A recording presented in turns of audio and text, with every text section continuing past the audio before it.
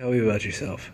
My name is Matt Remus. I was born and raised in Scranton, PA. I'm currently a student at Temple University and I'm undecided, but I have intentions of switching over to the business school and hopefully going into the business marketing major.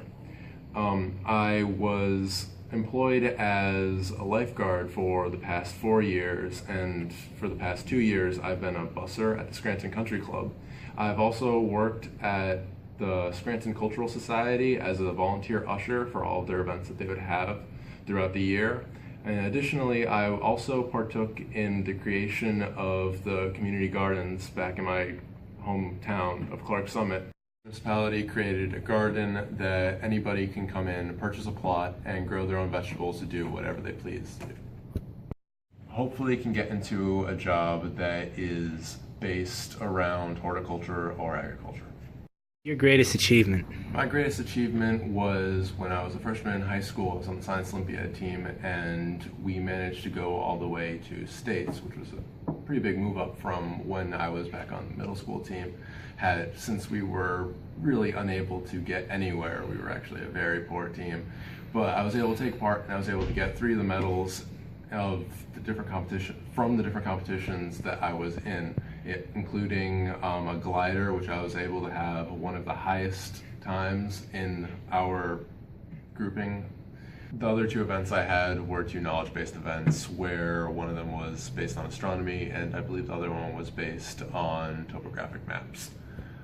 Once we moved on to states, I can't say that we did particularly well there. We were met with a whole bunch of other people that were competing that were far better than us. But since it was our very first year, we were able to make a pretty good standings for ourselves, given how much more the other teams had practiced compared to ours. So, I don't know, it's something I consider to be proud about. From that year on, our school actually started to pick it up, and they were able to make it to states actually all the rest of the years that I was in high school, but unfortunately I was unable to participate those last 3 years since swimming started to get into the way, along with other schoolwork and other things that were related to that, so I wasn't able. Something you've learned in HRM. One of the big things I picked up on was the one lecture that we had specifically on the culture of different businesses. What I found that was most interesting about that was that it breaks up into 4 different segments. I didn't really understand that that was how it was done. You have the adhocracy section, where you have a business that is strictly based on getting something done for the customer, a very strong idea of the customer is always right, the customer has an issue, that customer's issue is going to get fixed right now. Then you have the market culture, which I kind of understood, and I usually thought that most businesses ran along this idea, where you have a business that wants to get everything done to the max. Basically, they want to make sure that they can maximize all profits. They want to strive for all their goals and get the best at everything that there is. Then you have the clan culture, where the business is a group, everybody is closely knit, like Costco, as we were talking about in class.